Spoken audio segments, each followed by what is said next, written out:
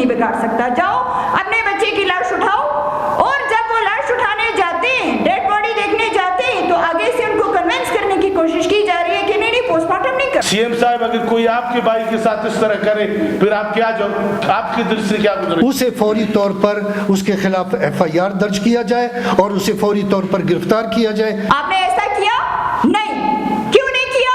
क्योंकि FIR थी नहीं, रिकॉर्ड में थी नहीं। अगर होती तो अभी तक हमारे भी सामने आ जाता। गुनाहों की सजा मिली है कि हम बलूचिस्तान में पैदा हुए, एक ऐसा सूबा और उस सूबे का एक ऐसा शहर जहाँ पे जंगल का कानून भी अगर कहा जाए तो शायद जंगल के कानून की तौहीन होगी। इतना जुल्म होता है, इतनी बर्बरियत होती है, इतनी मिलावट है हमारे सिस्टम के अंदर कि हम कहीं से भी महफूज नहीं हैं।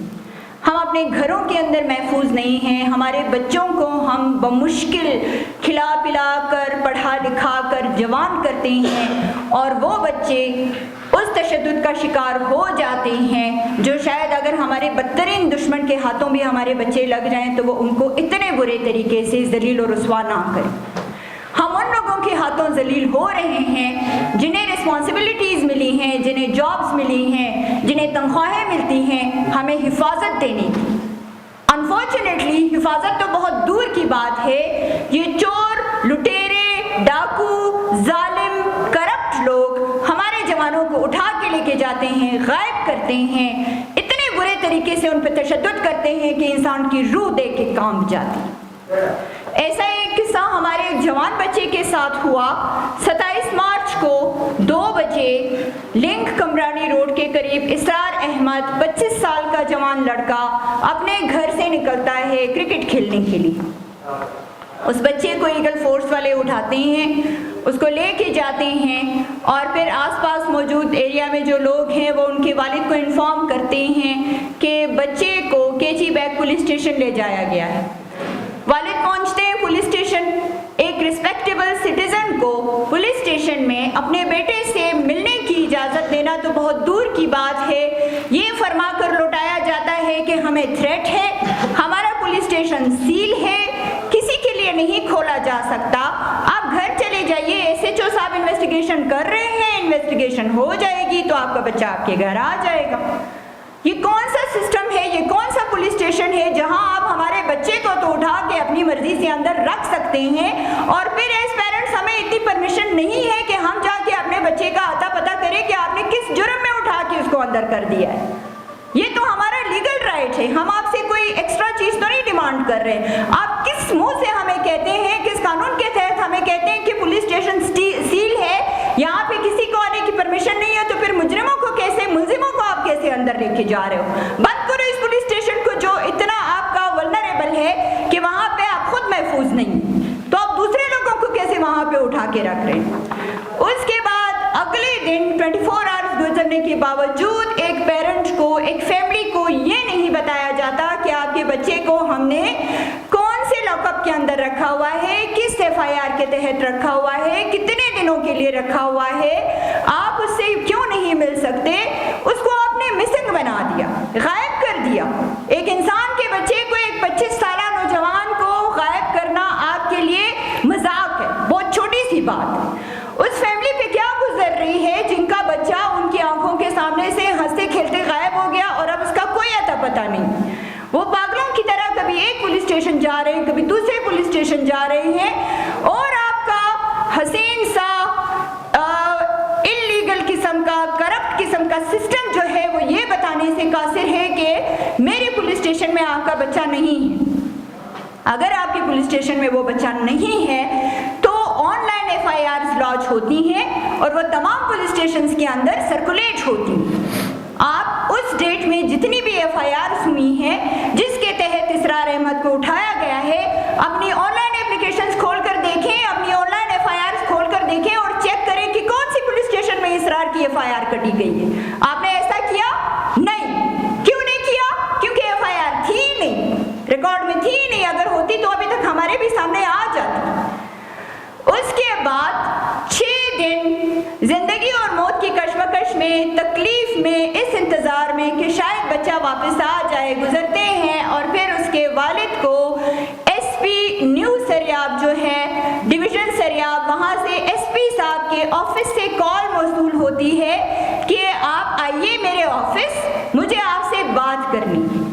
और ऑफिस में उनको इन्फॉर्म किया जाता है कि आपका बेटा बाइक स्नैचिंग के इल्ज़ाम में केस में गिरफ्तार किया गया है और उसने हमारी कस्टडी के अंदर खुदकुशी कर ली है अपने नाड़े से और अब उसकी लाश बीएमसी में रखवाई गई। ये क्या है? इतना जुल्म, इतनी जहालत, इस कदर करप्शन। आप लोगों को पूछने वाला कोई नहीं है। एसपी साहब, आपने कानून पढ़ा है या आप ऐसे ही बंडल थमा के इस सीट पे आके बैठ गए? आप कैसे किसी फादर से इतना इररिस्पॉन्सिबल स्टेटमेंट दे सकते हैं? अगर आपके बेटे का जनाजा इस तरह किसी हॉस्पिटल के अंदर पड़ा हो, फिर आप क्या करेंगे? आप इसी तरह स्टेटमेंट एक्सेप्ट करके जाके डेड बॉडी वसूल करके उसको दफना देंगे? आप किस मुंह से एक वालिद को कह रहे हैं कि पुलिस कस्टडी के अंदर एक बच्चे ने सुसाइड कर लिया? कौन सी पुलिस कस्टडी के अंदर? कौन सा लॉकअप था? उसका सीसीटीवी फुटेज कहां है? उस वक्त कौन सा डिप्टी ऑफिसर वहां पे बैठा हुआ था? उसने जब सुसाइड करने की कोशिश की, किसी ने उसको रोका क्यों नहीं? आपने 6 दिनों के बाद कैसे उसके वालिद को आइडेंटिफाई किया? आपको पता चला कि ये इस फैमिली का लड़का है, ये इसका बाप है, इसको मैंने बुलाना है और बताना है कि जाओ अपने जवान बच्चे की लाश उठाओ। हमारे लिए तो एक मजाक। हम तो आपस में ऐसे जुड़े हुए हैं, डॉक्टर भी हमारा है, मीडिया भी हमारा है, जस्टिस भी हमारे हैं, लॉयर्स भी हमारे हैं, पुलिस भी हमारी है, आईजी डीआईजी भी हमारा है, सीएम भी हमारा है। हम सेफ है, किसी का बाप हमारा कुछ नहीं बिगाड़ सकता। जाओ अपने बच्चे की लाश उठाओ। और जब वो लाश उठाने जाते हैं, डेड बॉडी देखने जाते हैं, तो आगे से उनको कन्विंस करने की कोशिश की जा रही है कि नहीं पोस्टमार्टम नहीं करवा, उसको तकलीफ होगी। ये जो तुम लोगों ने तकलीफ दी है, ये जो तुम लोगों ने उसको टॉर्चर कर करके उसको पहले से ही मार दिया, सुसाइड नहीं किया इसने।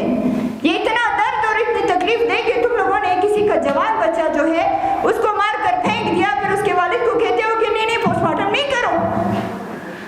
यहाँ पे हमारे बहुत सारे क्वेश्चंस बनते हैं। पहला सवाल, हम आईजी साहब, डीआईजी साहब, हमारे प्रोटेक्शन का वादा करने वाले, बहुत बड़ी सीट पे बैठने वाले, हमें प्रोटेक्शन देने वाले, हम आपसे ये सवाल करते हैं, एफआईआर कहाँ है? एफआईआर हमारे सामने रखी। एफआईआर कब लॉन्च हुई है, किस डेट में हुई, किस जुर्म के लिए हुई है, किसने की है? एफआईआर हमें चाहिए। सेकंड क्वेश्चन हमारा ये है, आप लोगों ने इन्वेस्टिगेशन की, आपका इन्फॉर्मर कौन था? किस किस्म की इंफॉर्मेशन मिली थी जिसकी बेस पे आपने एक जवान लड़के को उठा के गायब कर दिया? थर्ड क्वेश्चन हमारा ये है कि 24 घंटे के अंदर अंदर उस मुल्जिम को मजिस्ट्रेट के सामने पेश क्यों नहीं किया? 24 घंटे के अंदर अंदर उसको आपने मजिस्ट्रेट के सामने पेश करना था। आप क्या मजिस्ट्रेट को भी ओवर पावर कर लेते हैं? आप इतने बड़े हैं कि आप अपनी मर्जी से किसी को जितने दिन चाहे कस्टडी में रखते हैं, आपका लॉ जो बोलता है बोलता रहे। नेक्स्ट क्वेश्चन हमारा ये है कि अगर आपकी कस्टडी के अंदर भी कोई सुसाइड करता है तो आपने उसको करने क्यों दिया?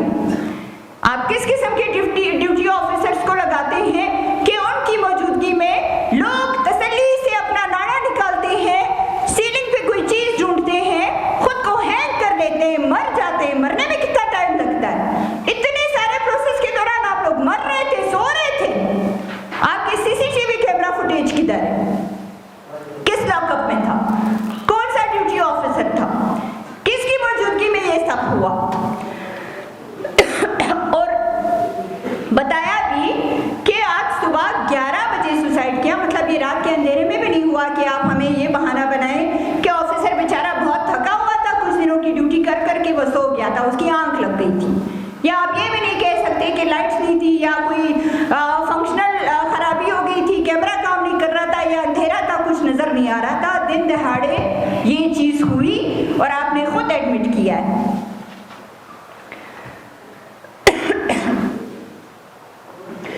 अगर पुलिस कस्टडी के अंदर कोई इतना टॉर्चर्ड है, इतना स्ट्रेस्ड है, इतनी एंजाइटी में है कि वो सुसाइड जैसा स्टेप उठा रहा है, तो आप लोग ऐसे हालात क्यों पैदा कर रहे हो? लोगों को इस हद तक लेके जाते हो कि वो आपकी कस्टडी के अंदर सुसाइड कर लेते हैं। ये सुसाइड नहीं है, ये मर्डर है और ये मर्डर पुलिस ने किया है।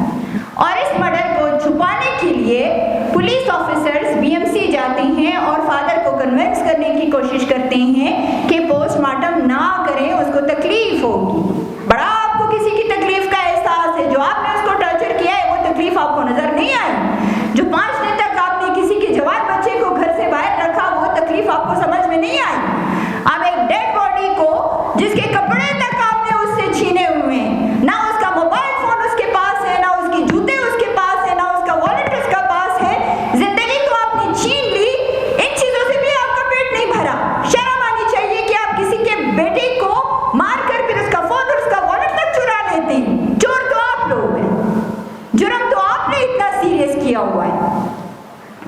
मजीद उस बच्चे की डेड बॉडी पड़ी हुई है, उसके वालिद को पता नहीं कहां से सिफारिशें और रिक्वेस्ट कर करके फिर एक पोस्टमार्टम, जो कि एक सिंपल सा बेसिक राइट है एक मरे हुए इंसान के लिए, वो देने से आप कासिर है। उसके लिए उनको बहुत चीखना चिल्लाना पड़ता है। पोस्टमार्टम करवाने के बाद वो अपने बच्चे की डेड बॉडी रिसीव करके आते हैं। पोस्टमार्टम रिपोर्ट अभी तक आई नहीं है। माशाल्लाह से कुछ न्यूज़पेपर वालों को इल्हाम हो गया है, पता चल गया है कि पोस्टमार्टम रिपोर्ट में ये लिखा गया है कि बॉडी पे टॉर्चर के निशान नहीं है। वो जो न्यूज़पेपर वाले हैं, जो मीडिया वाले, जरा प्लीज आंखें खोल कर ये तस्वीरें देख लें। अगर फिर भी आपका दिल तसल्ली नहीं होता, वापस चले कब्र कुशाई करते हैं, बच्चे की लाश उठा के देखें उसके ऊपर टॉर्चर के निशान है या नहीं। क्यों ऐसी गैर जिम्मेदारी के आप लोग बयानात छापते हैं? क्यों एक मरे हुए इंसान को मरने के बाद भी आप जलील करते हैं? सस्पेंशन नहीं, ठीक है, ये इंसाफ नहीं है। ये आपके अपने डिपार्टमेंट के रूल्स के मुताबिक ये कोई पनिशमेंट नहीं है कि आपके कस्टडी के अंदर किसी बच्चे को टॉर्चर करके मजिस्ट्रेट के सामने पेश किए बगैर आप अपने मुल्क के बनाए हुए कानून को लात मारते हैं और आप अपने सिपाहियों को, कांस्टेबल्स को, जो भी हैं, उनको सिर्फ सस्पेंशन देते हैं। Suspension is not enough. ये आप हमें बेवकूफ़ नहीं बना सकते। अगर आपको लगता है कि हम स्टोन एज में रहते हैं, हमें लॉज का, कानून का, किसी चीज़ का कुछ पता नहीं है, तो प्लीज़ इस खुशफहमी या गलतफहमी से बाहर आ जाए। हम रिस्पेक्टेबल, पीसफुल, लॉयल सिटीजन्स हैं, हम अमन पसंद लोग हैं, हम एजुकेटेड लोग हैं। हम आप लोगों की बहुत सारी मिस्टेक्स और नालायकियों को इग्नोर करके अपनी जिंदगी सुकून से जीने की कोशिश कर रहे हैं। आप हमें एक्सट्रीमिस्ट ना बनाएं, क्योंकि जब एक रिस्पेक्टेबल, एक पीसफुल सिविलियन एक सिटीजन एक्सट्रीमिज्म की तरफ जाता है, then you have no idea वो उसके कॉन्सिक्वेंसेस क्या होंगे। तो मैं बहुत रिस्पॉन्सिबिलिटी के साथ इस प्लेटफॉर्म से आपको बता रही हूँ कि प्लीज हम educated civilians, respectable civilians, peaceful civilians हैं, हमें ऐसे ही रहने दें। अगर आप हमें इतना जिद करेंगे, टॉर्चर करेंगे, फोर्स करेंगे कि हम अपनी डोमेन से, अपने सर्कल से, अपने पीसफुल एनवायरनमेंट से बाहर आ